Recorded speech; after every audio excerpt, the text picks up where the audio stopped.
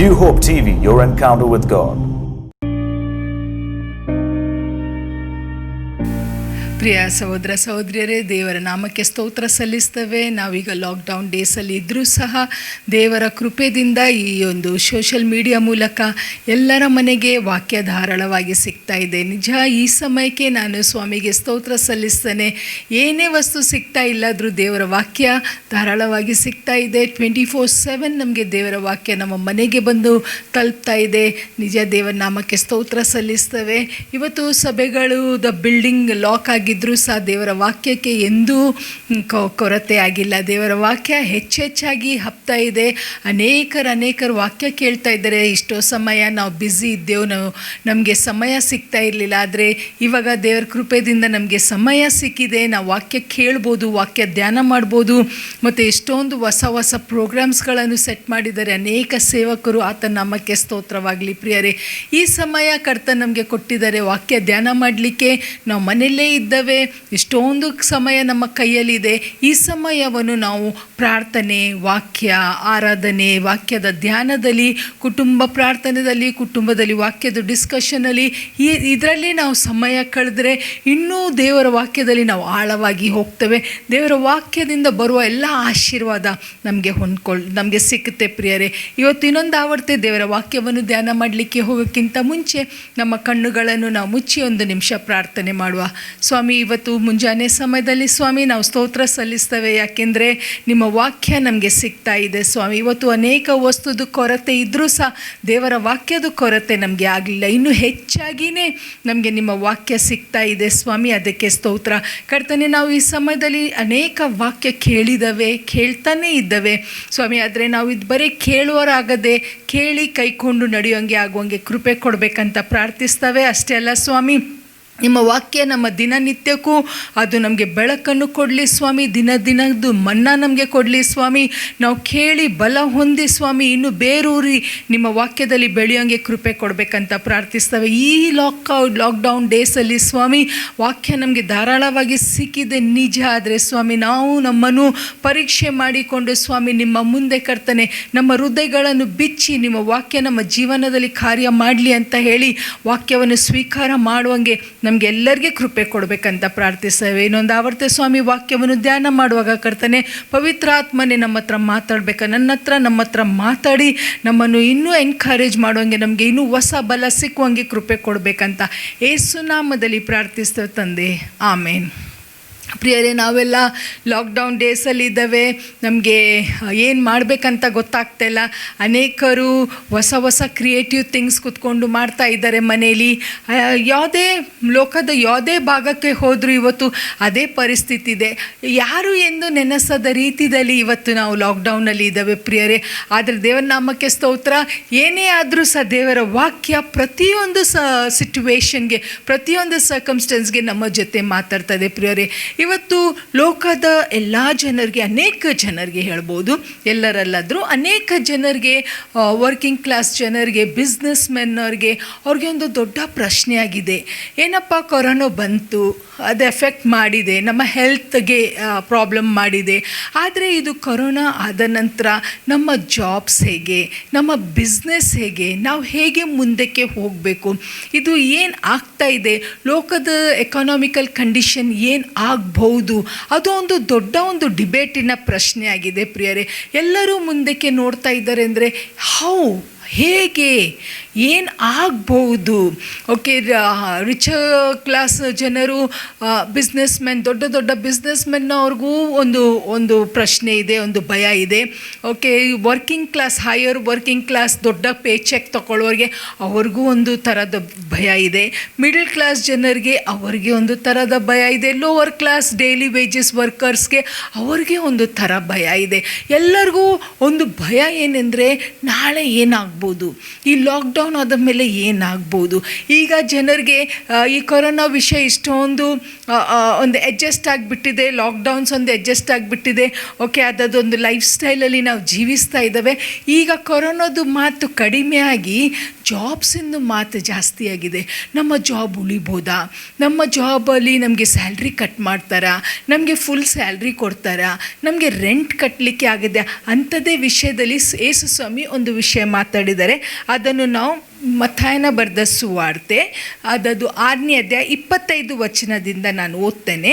The book of Matthew chapter 6 verse 25 onwards.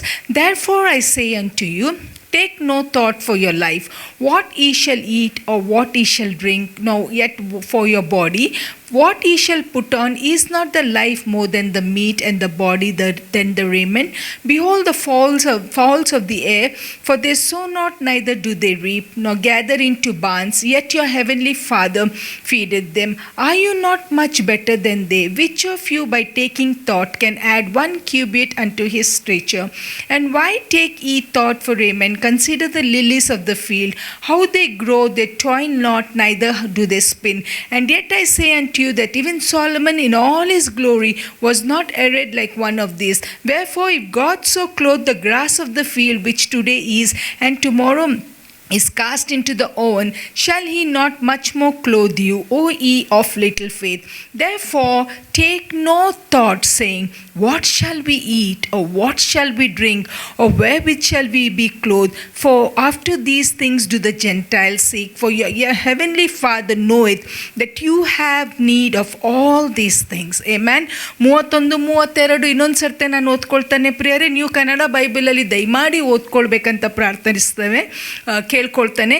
Therefore take no thought, saying, what shall we eat, what shall we drink, or wherewith shall we be clothed? For after all these things do the Gentiles seek. For your heavenly Father knoweth that you have need of all these things.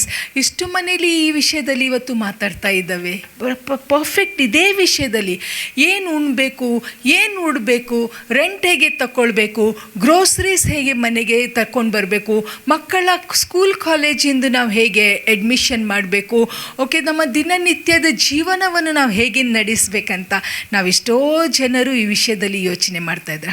ಹೌದಲ್ಲ ಪ್ರಿಯರೇ? I believe that so many of us are really worried at this time. It's exactly like the verse 30-31. What are we going to do, how are we going to face, how are we going to pay the bills? But the Lord very clearly ಅಲ್ಲಿ ಬಹಳ ಸ್ಪಷ್ಟವಾಗಿ ಹೇಳ್ತಾ ಇದ್ದಾರೆ, for these things the Gentiles are worried. ಲೋಕದ ಜನರಿಗೆ ಈ ವಿಷಯದ ಚಿಂತೆ ಇದೆ. ಬಟ್ ಇವತ್ತು ನೀವು ನಾನು ಯೇಸುಸ್ವಾಮಿಯ ಮಕ್ಕಳಾಗಿದ್ದಾವೆ. We are the children of the most high God. We know one thing that God is our provider. ನಾವು ದೇವರ ವಾಕ್ಯದಲ್ಲಿ ಫಿಲಿಪಿಯದ 4ನೇ ಅಧ್ಯಾಯ 19ನೇ ವಚನದಲ್ಲಿ ಹೇಳ್ತಾ ಇದೆ ಅಂದರೆ, my God shall supply all my needs according to his riches in glory in Christ Jesus. ಕರ್ತನಾದ ಯೇಸುಸ್ವಾಮಿಯಲ್ಲಿ ನಮ್ಮ ಎಲ್ಲ ಅಗತ್ಯತೆಗಳನ್ನು ದೇವರು ಪೂರೈಸ್ತಾರೆ. We know that. ನಮಗೆ ಅದು ವಚನ ಬಾಯ್ಪಟ್ಟ ಇದೆ, ನಮಗೆ ಅದು ವಚನ ಗೊತ್ತಿದೆ ಅಂದರೆ ದೇವರು ನಮ್ಮ ಅಗತ್ಯತೆಗಳನ್ನು ಪೂರೈಸ್ತಾರೆ. He is our Jehovah Jireh. ಪ್ರಿಯರೇ, ಈ ಸಮಯ, this is the time for you and for me to trust the Lord with all our heart.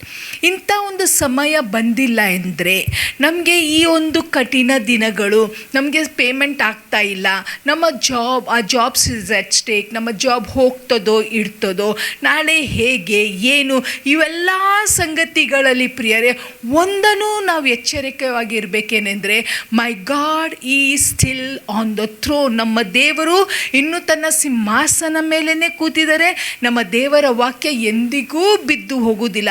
ಆ ಕಾಲ ಹಿಂದಕ್ಕೂ ನಮಗೆ ಬೇಕಿದ್ದ ಎಲ್ಲ ಸಂಗತಿಗಳನ್ನು ಒದಗಿಸಿದ್ದಾರೆ, ಇವತ್ತಿಗೂ ನಮ್ಮ ಎಲ್ಲ ವಸ್ತುಗಳನ್ನು ಒದಗಿಸ್ತಾರೆ. ಮುಂದೇನೂ ದೇವರು ನಮ್ಮ ಎಲ್ಲ ಸಂಗತಿಗಳು, ಎಲ್ಲ ವಿಷಯದಲ್ಲಿ ನಮ್ಮ ದೇವರೇ ನಮಗೆ ಒದಗಿಸ್ತಾರೆ. ನಮಗೆ ಏನನ್ನು ಕಲಿಸ್ತಾ ಇದ್ದಾರೆ? What is the lord teaching us at this time?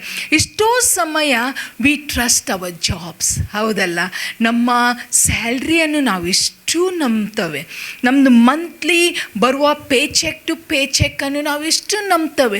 ನಮ್ಮ ಬಜೆಟ್ ನಾವು ನಮ್ಮ ಪೇ ಚೆಕ್ ಮೇಲೆ ಡಿಪೆಂಡ್ ಆಗುತ್ತೆ. ನನ್ನ EMIs ಕಟ್ಟಬೇಕು, ನನ್ನ ಲೋನ್ಸ್ ಕಟ್ಟಬೇಕು, ನನ್ನ ಇನ್ಶೂರೆನ್ಸ್ ಕಟ್ಟಬೇಕು, ನನ್ನ ಮನೆಯದು ನನ್ನ ಫ್ಯಾಮ್ಲಿದು, ನನ್ನ ಮನೆಯದು ಬಜೆಟ್ ಇದೆ, ಅದನ್ನು ಪೂರೈಸಬೇಕು, ನನ್ನ ಮಕ್ಕಳ ಎಜುಕೇಷನ್ ಇದೆ, ಅದಕ್ಕೆ ಸೇವಿಂಗ್ಸ್ ಮಾಡಬೇಕು. We have a budget depending on our salary.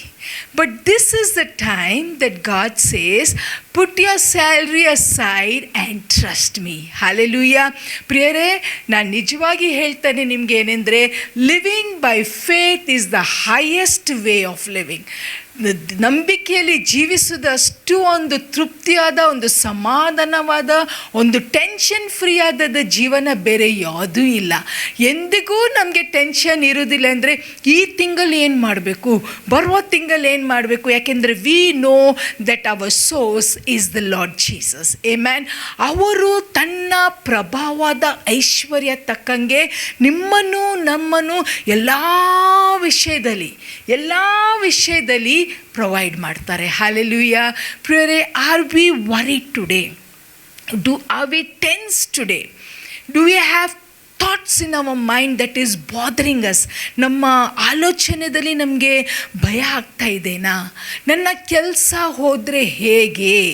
ನನಗೆ ಅವರು ಈ ತಿಂಗಳು ಇಡೀ ತಿಂಗಳು ನಾನು ಕೆಲಸಕ್ಕೆ ಹೋಗಿಲ್ಲ, ನನಗೆ ಸಂಬಳ ಕೊಡ್ತಾರೋ?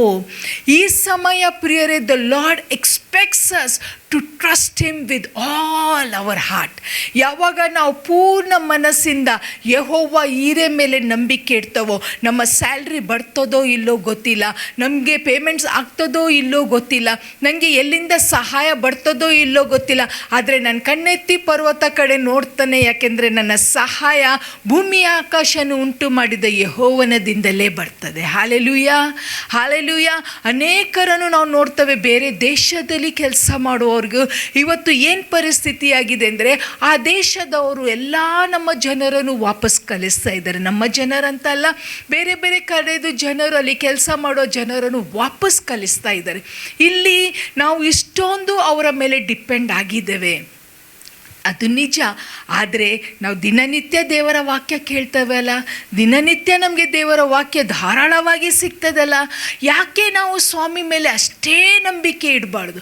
ಇಷ್ಟು ನಂಬಿಕೆ ನಮ್ಮ ಜಾಬ್ಸ್ ಮೇಲೆ ಇಟ್ಟಿದ್ದೇವೆ, ಅಷ್ಟೇ ನಂಬಿಕೆ ನಮ್ಮ ದೇವರ ಮೇಲೆ ಇಟ್ಟರೆ ಪ್ರಿಯರೇ, ನಾನು ನಿಮಗೆ ಖಂಡಿತವಾಗಿ ಹೇಳ್ತೇನೆ, you will see the hand of the Lord. Amen, ದೇವರ ಒಂದು ಹಸ್ತ ನಿಮ್ಮನ್ನು ಅದ್ಭುತವಾದ ರೀತಿಯಲ್ಲಿ ನಡೆಸೋದು ಕಾಣುತ್ತೆ ಪ್ರಿಯರೇ. ದೇವರ ವಾಕ್ಯ ಹೇಳುತ್ತೇನೆಂದರೆ, we do not walk by sight but we walk by faith. ನಾವು ದೃಷ್ಟಿಯಿಂದ ನಡೆಯುವುದಿಲ್ಲ, ಆದರೆ ನಾವು ನಂಬಿಕೆಯಿಂದ ನಡೆಯೋ ಜನರಾಗಿದೆ. This is the time that we have to trust God and say, Lord, you are going to provide. You think our God is mindful of his people? ಅವರು ತನ್ನ ಜನರ ಬಗ್ಗೆ ಯೋಚನೆ ಮಾಡ್ತಾರೋ? ಖಂಡಿತವಾಗಿ ನಮ್ಮ ದೇವರು ಆಲೋಚನೆ ಮಾಡ್ತಾರೆ. ನಮ್ಮ ದೇವರು ನಮಗೆ ಏನು ಕೊರತೆ ಆಗದಂಗೆ ನಮ್ಮನ್ನು ನಡೆಸ್ತಾರೆ ಪ್ರಿಯರೇ. ಒಂದು ವಚನ ಇದೆ, ಧರ್ಮೋಪದೇಶ ಕಾಂಡ, ಅದ 2ನೇ ಅಧ್ಯಾಯ, ಅದ 7ನೇ ವಚನ. ನಮಗೆ ಗೊತ್ತಿದೆ, ಇಸ್ರಾಯೇಲಿ ಜನರು 6 ಲಕ್ಷ ಜನರು ಪ್ರಿಯರೇ, 6 ಲಕ್ಷ ಜನರ ಒಂದು ಪ್ರೊವಿಷನ್ನು. It's not a small thing. ನಮ್ಮ ಕುಟುಂಬ 6 ಜನರದ್ದು ಇಲ್ಲ, ಇವಾಗ ನಮ್ಮ ಕುಟುಂಬ 3 ಜನ ಅಥವಾ 4 ಜನ ಅಷ್ಟೇ. ಆದರೆ ಆವಾಗ ಮೋಶೆ ಮೇಲೆ ಇದ್ದ ಒಂದು ಜವಾಬ್ದಾರಿ ಅಂದರೆ 6 ಲಕ್ಷ ಜನರಿಗೆ ಬ್ರೇಕ್ಫಾಸ್ಟ್ ಆಗಬೇಕು, ಲಂಚ್ ಆಗಬೇಕು, ಮತ್ತು ಅವರು ಸ್ನ್ಯಾಕ್ಸ್ ತಿನ್ನುವವರಿದ್ದರೆ ಸ್ನ್ಯಾಕ್ಸ್ ಆಗಬೇಕು, ಮತ್ತು ರಾತ್ರಿದು ಅವ್ರಿಗೆ ಡಿನ್ನರ್ ಆಗಬೇಕು. ಇಷ್ಟು ಸಂಗತಿಗಳು ಅವ್ರಿಗೆ ದಿನನಿತ್ಯ ಸಿಗಬೇಕು, ಮತ್ತು ನೀರು ಯಾವಾಗಲೂ ಸಿಗಬೇಕು ಪ್ರಿಯರೇ. It was not a small task. ಎಲ್ಲಿ ಇದ್ದರು ಅವರಿದ್ದದ್ದು ಅರಣ್ಯದಲ್ಲಿ. ಅವರಿದ್ದ ಸ್ಥಳ ಹೇಗಿತ್ತೆ ಅಂದರೆ ಮರುಭೂಮಿ ಇದೆ, ಅವ್ರಿಗೆ ಅಲ್ಲಿ ಏನು ಬೆಳಿಲಿಕ್ಕೂ ಆಗ್ತಾ ಇರಲಿಲ್ಲ. ಆದರೆ ಅಂಥ ಸಮಯದಲ್ಲಿ ಪ್ರಿಯರೇ, ಆ ಕತೆಗಳು ಇವತ್ತಿಗೂ ನಮ್ಮ ಹತ್ರ ಮಾತಾಡ್ತಾರೆ. Those stories speak to us even today. They are written in the word of God for your encouragement and my encouragement. ಅಷ್ಟು ಜನರಿಗೆ ದೇವರು ಒದಗಿಸಿದ್ರು. ಎಲ್ಲಿ ಬರ್ದಿಲ್ಲ ಏನೆಂದರೆ, ಅವ್ರಿಗೆ ಯಾವುದೇ ವಿಷಯಕ್ಕೆ ಕೊರತೆ ಆಯಿತು. ಅವರು ಗುಣಗುಟ್ಟಿದ ತಕ್ಷಣ, the minute they grumble, we don't have meat to eat, this water is bitter, ಅವರು ಗುಣಗುಟ್ಟಿದ ತಕ್ಷಣ ಪ್ರಿಯರೇ, God was performing miracle. Today we are in the same situation. Are we grumbling against God? ಒಂದು ವಚನ ಸುಂದರವಾಗಿ ಹೇಳ್ತಾ ಇದೆ ಅಂದರೆ ಧರ್ಮ ಉಪದೇಶ ಕಾಂಡ 2ನೇ ಅಧ್ಯಾಯದ 7ನೇ ವಚನ.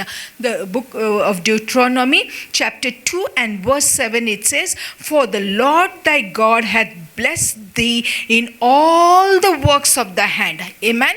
The Lord thy God has blessed thee in all the works of thy hand. He knoweth thy walking through this great wilderness. These 40 days the Lord hath been with thee.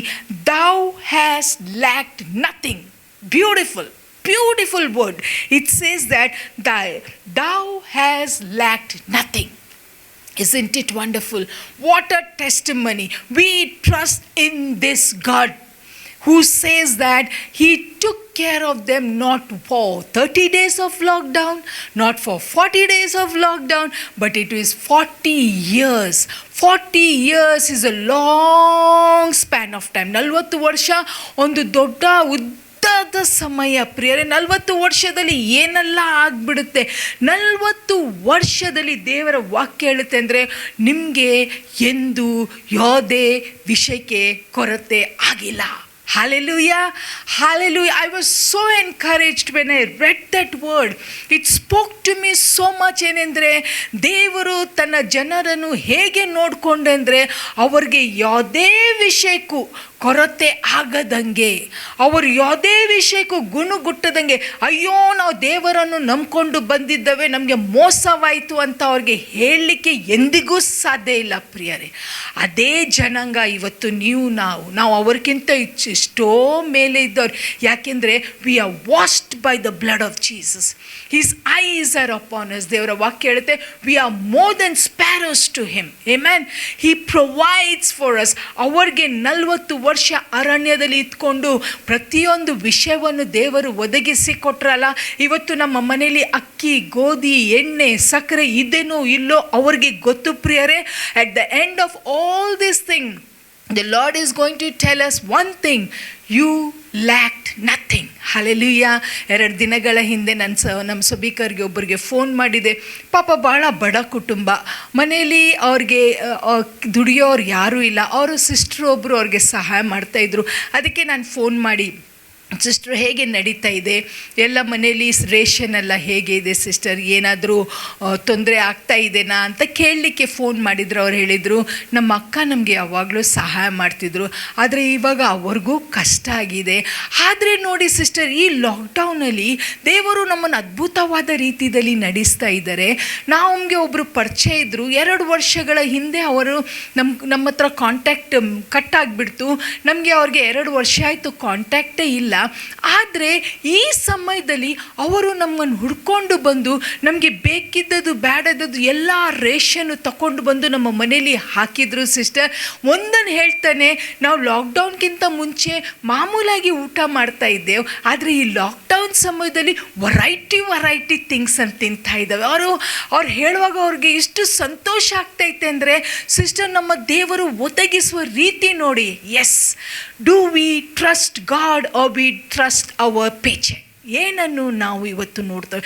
ನಮ್ಮ ಕೆಲಸ, ಅಯ್ಯೋ ನನ್ನ ಜಾಬು, ಅಯ್ಯೋ ಮನೆ ಬಾಡಿಗೆಗೆ ಕೊಟ್ಟಿದ್ದೇವೆ, ಅವ್ರ ಬಾಡಿಗೆನೇ ನಮಗೆ ಕೊಡ್ತಾ ಇಲ್ಲ, ಅಯ್ಯೋ ನಾನು ಇಲ್ಲಿ ಇಷ್ಟು ಇನ್ವೆಸ್ಟ್ ಮಾಡಿದ್ದೇನೆ ಸ್ಟಾಕ್ ಮಾರ್ಕೆಟಲ್ಲಿ, stock market has gone down, ಏನು ನನಗೆ ಇದರಿಂದ ಸಂಪೂರ್ಣವಾಗಿ ಲಾಸ್ ಆಗುತ್ತೆ. ಪ್ರಿಯರೇ, ನಮ್ಮ ದೃಷ್ಟಿಯನ್ನು ಇವತ್ತು ನಾವು ಈ ಲೋಕದ ಇನ್ವೆಸ್ಟ್ಮೆಂಟ್ ಮೇಲೆ, ಈ ಲೋಕದ ಎಲ್ಲ ಸಂಗತಿ, ಇಲ್ಲಿಂದ ದುಡ್ಡು ಬರುತ್ತೆ, ಇಲ್ಲಿಂದ ಬರುತ್ತೆ, ಇಲ್ಲಿಂದ ನಮ್ಮದು ಒಂದು ಕ್ಯಾಲ್ಕುಲೇಟಿವ್ ಮೈಂಡ್ ಇದೆ ಅಲ್ಲ, ಇವರಿಂದ ಬರುತ್ತೆ, ಇಲ್ಲಿಂದ ಬರುತ್ತೆ, ಅಲ್ಲಿಂದ ಬರುತ್ತೆ ಅಂತ ಎಲ್ಲ ಬದಿಗೆ ಇಟ್ಟು ಈ ಲಾಕ್ಡೌನ್ ಸಮಯ ಅಂತ ಹೇಳಿ ಅಲ್ಲ ಪ್ರಿಯರೇ, ಪ್ರತಿ ಒಂದೊಂದು ಸಮಯದಲ್ಲಿ ಪ್ರತಿ ದಿನ ನಾವು ಜೀವಿಸೋದು ಹೇಗೆ ಅಂದರೆ we live by faith. Amen. ನನ್ನ ದೇವರು ನನ್ನ ಎಲ್ಲ ಅಗತ್ಯತೆಗಳನ್ನು ಪೂರೈಸ್ತಾರೆ. ಅವರಿಲ್ಲಿ ವಾಕ್ಯದಲ್ಲಿ ಹೇಳಿದಾಗೆ ಸುಂದರವಾದ ರೀತಿಯಲ್ಲಿ said, you lacked nothing. I have the same testimony. By the end of my life in this world, I can surely and openly declare and openly say that I lacked nothing. ನಾವು ಮದುವೆ ಆದಾಗ ಸಮಯದಲ್ಲಿ ನಿಮ್ಗೆಲ್ಲರಿಗೆ ಗೊತ್ತಿದೆ, ಕತೆ ಹೇಳ್ತಾನೆ ಇರ್ತಾನೆ ನಾನು. ಎಲ್ಲರೂ ಹೇಳ್ತಾ ಇದ್ರು, ಹೇಗೆ ಮಾಡ್ತೀರ್ಯಾ ನೀವು. ಆದರೆ ಪ್ರಿಯರೇ, ಇವತ್ತು ಇದೇ ಮಾತನ್ನು ನಾನು ಜನರಿಗೆ ಹೇಳಲಿಕ್ಕೆ ಇಷ್ಟಪಡ್ತಾನೆ. ಅಂದರೆ my God provided my need and I lack nothing. ಪ್ರಿಯರೇ, ನಾವು ಎಂದಿಗೂ ಮನುಷ್ಯರನ್ನು ನೋಡೋದು ಬೇಡ. Yes, people are a blessing, I acknowledge that. ಆದರೆ ನಾವು ಅವರನ್ನೇ ನೋಡ್ತೇವೆ. He is the source of all the blessing. ಈ ಸಮಯದಲ್ಲಿ ಭಯವನ್ನು, ಚಿಂತೆಯನ್ನು, ಕ್ಯಾಲ್ಕುಲೇಟಿಂಗ್ ಮೈಂಡನ್ನು ಮತ್ತು ಪ್ರತಿಯೊಂದೊಂದು ಸಂಗತಿಗಳು ನಾವು ಮನೆಯಲ್ಲಿ ಕೂತ್ಕೊಂಡು ಮಾತಾಡ್ತೇವಲ್ಲ, ಬದಿಗೆಟ್ಟು ಮುಂದನೇ ವಿಷಯದಲ್ಲಿ ಮಾತಾಡುವ. ಅಂದರೆ ನನ್ನ ದೇವರು ಒದಗಿಸ್ತಾರೆ. ಹೇಗೆ ಒದಗಿಸ್ತಾರೆ ನನಗೆ ಗೊತ್ತಿಲ್ಲ. ಈ ಲಾಕ್ಡೌನ್ ಡೇಸಲ್ಲಿ ಅನೇಕ ಸಾಕ್ಷಿಗಳು ಕೇಳಿ ಬರ್ತಾ ಇದೆ. ಒಬ್ಬರು ಫೋನ್ ಮಾಡಿ ಹೀಗೆ ಹೇಳ್ತಾ ಇದ್ರೇನೆಂದರೆ, ನಮ್ಮ ಜಾಬ್ ಹೋಗಬೇಕಾಗಿತ್ತು, ನಮಗೆ ಜಾಬ್ ಸಿಗ್ತದೆ ಅಂತ ನಮಗೆ ಅಂದಾಜು ಇಲ್ಲ, ನಮ್ಮ ಜಾಬ್ ಹೋಗಬೇಕಾಗಿತ್ತು. ಆದರೆ ದೇವರು ಅದ್ಭುತವಾದ ರೀತಿಯಲ್ಲಿ ನನ್ನ ಜಾಬನ್ನು ಇಟ್ಟರು. ಅಷ್ಟೇ ಅಲ್ಲ, ಆ ಜಾಬಲ್ಲಿ ಇನ್ಕ್ರಿಮೆಂಟು ನನಗೆ ಕೊಟ್ಟರು. ಆಮೆನ್. ಇನ್ನು ನಮ್ಮ ಸಭೆಯ ಕೆಲವು ಹುಡುಗರಿಗೆ ಕೆಲಸ ಇರಲಿಲ್ಲ. ಈ ಲಾಕ್ಡೌನಲ್ಲಿ ಎಲ್ಲಿಯಾದರೂ ಕೆಲಸ ಸಿಕ್ಕುತ್ತೇನಾ? ಇಂಥ ಸಮಯದಲ್ಲಿ ಸಹ ಅವ್ರಿಗೆ ಒಳ್ಳೆ ಕಂಪನೀಲಿ ಒಳ್ಳೆ ಕೆಲಸ ಕೊಡೋದು ದೇವರು ಮಾಡಿದರು. ಇವತ್ತು ನಾನು ನನ್ನನ್ನು ಎನ್ಕರೇಜ್ ಮಾಡ್ಕೊಳ್ತಾನೆ, ನಿಮಗೂ ಎನ್ಕರೇಜ್ ಮಾಡ್ತಾರೆ. ಅಂದರೆ let us trust in Jehovah Jireh. Yes, we are going through a tough time. Yes, economy of a country is going down. ಇಡೀ ಲೋಕದ ಜನರು ಜಾಬ್ಸು ಇವತ್ತು ತುಂಬ ಪ್ರಾಬ್ಲಮಲ್ಲಿ ಇದೆ. ಆದರೆ ನಾವು ಲೋಕದ ಜನರು ಅಲ್ಲ. You are different and I am different because we are the children of the most high God. ನಾವು ನಮ್ಮ ತಂದೆಯಾದ ದೇವರ ಮಕ್ಕಳಾಗಿದೆ. ಎಲ್ಲ ಇಲ್ಲಿ ಬರೆದ ವಾಗ್ದಾನಗಳು are a and a man in Christ Jesus. ಇಂಥ ಒಂದು ಸಮಯ ನಮ್ಮ ಜೀವನದಲ್ಲಿ ಬಂದಿಲ್ಲ ಅಂದರೆ ನಾವು ನಮಗೆ ಆ ನಂಬಿಕೆ ದೇವರ ವಾಕ್ಯದಲ್ಲಿ ನನ್ನ ದೇವರು ಒದಗಿಸ್ತಾನೆ ಅಂತ ಆ ಟೆಸ್ಟಿಂಗ್ ಟೈಮ್ ನಮ್ಮ ಜೀವನದಲ್ಲಿ ಬರ್ತಿದ್ದಿಲ್ಲ ಪ್ರಿಯರೇ. ಯಾವಾಗ ದೆರ್ ಈಸ್ ಅ ನೀಡ್, ಯಾವಾಗ ಕೊರತೆ ಇದೆನೋ, when we trust God, when we look on to him and when we expect a miracle from his hand, we will see a breakthrough. ಯಾವಾಗವರೆಗೆ ನಾವು ನಮ್ಮ ಜಾಬ್ಸು, ನಮ್ಮ ಸ್ಯಾಲ್ರಿ, ನನ್ನದು bank balance ಅಥವಾ ನನ್ನ ಇನ್ವೆಸ್ಟ್ಮೆಂಟ್ ಇದರ ಮೇಲೇ ನಾವು ನಮ್ಮ ಕಣ್ಣುಗಳನ್ನು ಇಟ್ಟರೆ ಪ್ರಿಯರೇ, we will not see the hand of the Lord. This is the time for us to trust God. ಎಲ್ಲವನ್ನೂ ಬದಿಗೆ ಇಟ್ಕೊಂಡು ಪ್ರಿಯರೇ, we have been hearing the word of God. ದೇವರ ವಾಕ್ಯವನ್ನು ನಾವು ಧಾರಾಳವಾಗಿ ಕೇಳ್ತಾ ಇದ್ದಾವೆ, ಎಷ್ಟೋ ವಾಕ್ಯ ಕೇಳ್ತಾ ಇದ್ದಾವೆ. Let us take god seriously, let us take god by his word. ಯಾಕೆಂದರೆ ಅವರೊಬ್ಬರೇ ದೇವರು ಹೇಳ್ತಾರೇನೆಂದರೆ, ಭೂಮಿ ಆಕಾಶ ಅಳಿದು ಹೋದರೂ ಅವರ ವಾಗ್ದಾನಗಳಲ್ಲಿ ಒಂದೂ ಬಿದ್ದು ಹೋಗುವುದಿಲ್ಲ. His word is true. This is the time for us to experience Jehovah Jireh in our life. ಇನ್ನು ಮುಂದಕ್ಕೆ ನಾವು ಈ ವಿಷಯಕ್ಕೆ ಧ್ಯಾನ ಮಾಡೋಕ್ಕಿಂತ ಮುಂಚೆ ಇನ್ನೊಂದು ಆವರ್ತೆ ಪ್ರಾರ್ಥನೆ ಮಾಡುವ. Father in heaven, we thank you Lord. ಸ್ವಾಮಿ, ನಾವು ಸ್ತೋತ್ರ ಸಲ್ಲಿಸ್ತೇವೆ. ಯೆಹೋವ ಈರೇ ನಮ್ಮ ಅಗತ್ಯತೆಗಳನ್ನು ಪೂರೈಸುವ ದೇವರಾಗಿದ್ದೀರಿ ಸ್ವಾಮಿ. ಕರ್ತನೆ, ಈ ಕಷ್ಟ ಕಾಲದಲ್ಲಿ, ಈ ಒಂದು ಅನ್ಸರ್ಟನಿಟಿ ಡೇಸಲ್ಲಿ ಕರ್ತನೆ, ನಮ್ಮ ದೃಷ್ಟಿಯನ್ನು ನಾವು ಯಾವುದೇ ನಮ್ಮ ಇನ್ವೆಸ್ಟ್ಮೆಂಟ್ ಮೇಲೆ, ನಮ್ಮ ಚೆಕ್ ಬುಕ್, ನಮ್ಮ ಬ್ಯಾಂಕ್ ಬ್ಯಾಲೆನ್ಸ್ ಮೇಲೆ, ಅಥವಾ ನಮ್ಮ ಸ್ಯಾಲ್ರಿ ಮೇಲೆ, ಅಥವಾ ನಾವು ಮಾಡಿದ ಪ್ರಾಪರ್ಟಿ ಮೇಲೆ ನಾವು ಇಡದೆ ಕರ್ತನೆ ನಿಮ್ಮನ್ನೇ ದೃಷ್ಟಿಸ್ತಾ ಇದ್ದೇವೆ ಸ್ವಾಮಿ. ಈ ದಿನಗಳಲ್ಲಿ ನಮಗೆ ಒಂದು ಸಂಗತಿ ಕಲಿಸ್ತಾ ಇದ್ದೀರಿ ಅಂದರೆ, ಈ ಲೋಕದ ಸಂಗತಿ ಶಾಶ್ವತ ಅಲ್ಲ. ನಾವು ಈ ಲೋಕದ ಸಂಗತಿ ಮೇಲೆ ನಂಬಿಕೆ ಇಡಲಿಕ್ಕೆ ಆಗುವುದಿಲ್ಲ. ಆದರೆ ಕರ್ತನೆ, ನಾವು ನಿಮ್ಮನ್ನೇ ದೃಷ್ಟಿಸ್ತೇವೆ, ನಿಮ್ಮ ಮೇಲೆ ನಾವು ನಂಬಿಕೆ ಇಡ್ತೇವೆ, ನಿಮ್ಮ ವಾಕ್ಯವನ್ನು ನಾವು ಗಟ್ಟಿಯಾಗಿ ಇಟ್ಕೊಳ್ತೇವೆ, ಯಾಕೆಂದರೆ ನಿಮ್ಮ ವಾಕ್ಯ ಬಿದ್ದು ಹೋಗುವುದಿಲ್ಲ. ಕರ್ತನೆ, ಈ ದಿನಗಳಲ್ಲಿ ನಾನು ಪ್ರಾರ್ಥಿಸ್ತೇನೆಂದರೆ, give us the heart to trust your word.